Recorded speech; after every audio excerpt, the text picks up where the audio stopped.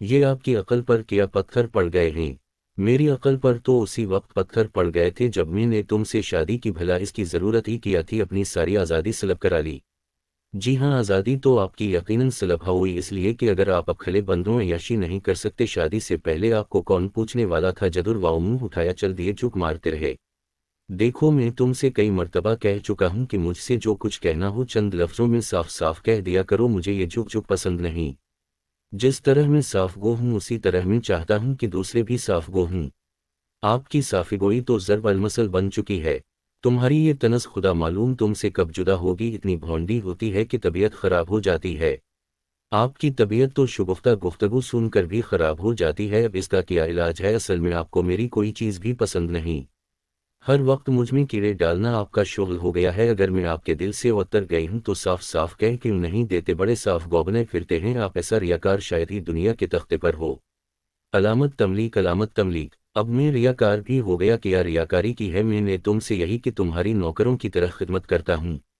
علامت تملیک، علامت تملیک۔ بڑی خدمت کی ہے آپ نے میری۔ سر پر قرآن اٹھاؤ اور بتاؤ کہ جب سے ہماری شادی ہوئی ہے کبھی تم نے میرا سر تک سلایا ہے؟ میں بخار میں پھنکتا رہا ہوں، کبھی تم نے میری تیمارداری کی؟ پچھلے دنوں میرے سر میں شدت کا درد تھا، میں نے رات کو تمہیں آواز دی اور کہا مجھے بام دے دو، مگر تم نے کروٹ بدل کر کہا میری نیند نہ خراب کیجیے، آپ اٹھ کر ڈھونڈ لیجیے کہاں ہے۔ اور یاد ہے جب تمہیں نمونی ہو گیا تھا تو میں نے 7 راتیں جاگ کر کاٹی تھیں، دن اور رات مجھے پل بھر کا چین نصیب نہیں تھا۔ دن بھر سوئے رہتے تھے آپ، میری بیماری کا ایک بہانہ مل گیا تھا، 7 چھٹیاں لیں اور دفتر کے کام سے نجات پا کر آرام کرتے رہے ہیں آپ کے سارے ہیلے بہانے جانتی ہوں۔ میرا علاج آپ نے کیا تھا یا ڈاکٹروں نے؟ ان ڈاکٹروں کو تم بولا کر لائی تھی کیا؟ اور دوائیں بھی کیا تم نے خود جا کر خریدی تھیں؟ اور جو روپیہ خرچ ہوا کیا فرشتوں نے اوپر سے پھینک دیا تھا؟ کتنے سفید جھوٹ بولتی ہو کہ میں دن کو سویا رہتا تھا، قسم خدا کی جو ایک لمحے کے لیے بھی ان دنوں سویا ہوں۔ تم بیمار ہو جاؤ تو گھر کی اینٹیں بھی جاگتی رہتی ہیں، تم اس وقت کس کو سونے دیتی ہو؟ آہواؤ پکار کا تانتا بندھا رہتا ہے جیسے کسی پر بہت بڑا ظلم ڈھایا جا رہا ہے۔ جناب، بیماریاں ظلم نہیں ہوتی تو کیا ہوتی ہیں؟ جو میں نے برداشت کیا ہے وہ آپ کبھی نہ کر سکتے اور نہ کبھی کر سکتے ہیں۔ میں نے کتنی بیماریاں خندہ پیشانی سے سہی ہیں، آپ کو تو خیر اس وقت کچھ یاد نہیں آئے گا، اس لیے کہ آپ میرے دشمن بنے بیٹھے ہیں۔ علامت تملیک، علامت تملیک۔ دن ہی کو میں تمہارا دشمن بن جاتا ہوں، رات کو تو تم نے ہمیشہ بہترین دوست سمجھا ہے۔ شرم نہیں آتی آپ کو ایسی باتیں کرتے؟ رات اور دن میں فرق ہی کیا ہے؟ اللہ ہی بہتر جانتا ہے، کہہ کر آپ نے میرا گلا گھونٹ دیا کہ میں آپ سے کچھ اور نہ کہہ سکوں۔ لو بھائی، اب میں اطمینان سے یہاں بیٹھ جاتا ہوں، آرام جائے جہنم میں، تم جو کچھ کہنا چاہتی ہو ایک ہی سانس میں کہتی چلی جاؤ۔ میری سانس اتنی لمبی نہیں، عورتوں کو سانس کے متعلق تو یہی سنا تھا کہ بہت لمبی ہوتی ہے اور زبان بھی ماشاءاللہ کافی دراز۔ آپ یہ مہین مہین چٹکیاں نہ لیجیے، میں نے اگر کچھ کہہ دیا تو آپ کے تن بدن میں آگ لگ جائے گی۔ علامت تملیک، علامت تملیک۔ اس تن بدن میں کئی بار آگ لگ چکی ہے، چلو ایک فائر کرو اور قصہ تمام کر دو۔ قصہ تو آپ میرا تمام کر کے رہیں گے۔ علامت تملیک، علامت تملیک۔ کس لیے؟ مجھے تم سے کیا بغض ہے؟ اللہ کے واسطے کا بیر تو نہیں مجھ سے ہے؟ علامت تملیک، علامت تملیک۔ محبت اور اطاعت کو آپ بیر سمجھتے ہیں، اس لیے تو میں نے کہا تھا کہ آپ کی عقل پر پتھر پتھر پڑ گئے ہیں۔ میری عقل پر پتھر پڑیں یا کوہ ہمالیہ کا پہاڑ، لیکن تمہاری محبت اور اطاعت میری سمجھ میں نہیں آئی۔ اطاعت کو فی الحال چھوڑو، لیکن میں یہ پوچھتا ہوں کہ اب تک تم محبت بھری گفتگو کر رہی تھیں تو میں نے آپ کو کون سی گالی دی ہے؟ گالی دینے میں تم نے کوئی کسر تو اٹھا نہیں رکھی، ریاکار تک تو بتا دیا، مجھ کو اس سے بدتر گالی اور کیا ہو سکتی ہے؟ علامت تملیک، علامت تملیک۔ یہ لوگ کھلا گریبان ہے، میں نے اپنا سارا سر اس میں ڈال دیا، اب تم بتاؤ۔ صرف تمہاری شکل نظر آتی ہے، خوفناک، بڑی ہیبت ناک، تو کوئی دوسری کر لیجئے جو خوش شکل ہو۔ علامت تملیک، علامت تملیک۔ ایک ہی کر کے میں نے بھر پایا ہے، خدا نہ کرے زندگی میں دوسری آئے۔ آپ مجھ سے اس قدر تنگ کیوں آ گئے ہیں؟ میں قطع تنگ نہیں آیا، بس تم دل جلاتی رہتی ہو۔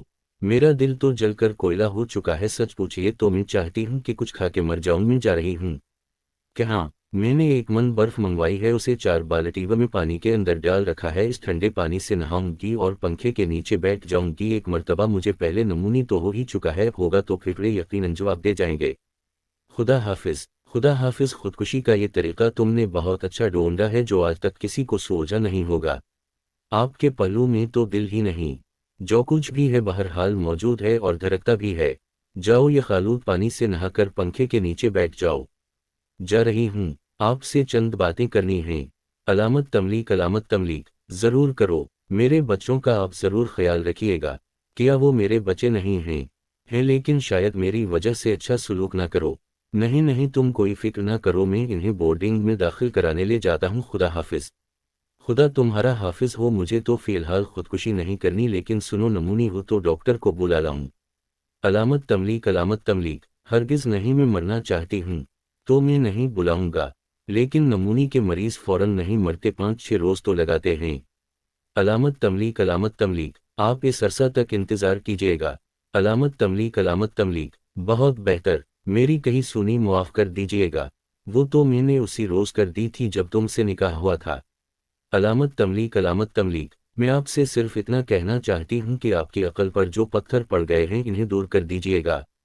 अलामत तमलीक, मैं वादा करता हूँ अगर तुम कहो तो कसम उठाने के लिए तैयार हूँ। अच्छा तो मैं चला, बच्चे बाहर खेल रहे हैं, इन्हें हॉस्टल ले जाता हूँ, वापस 2-3 घंटे में आ जाऊँगा।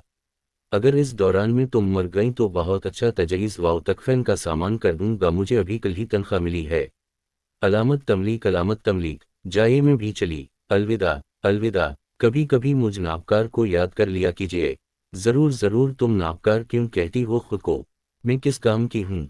खैर छोड़ो, बहस इस पर अलग शुरू हो जाएगी और तुम्हारी खरीदी हुई एक मन बर्फ पिघल कर गर्म पानी में तब्दील हो जाएगी।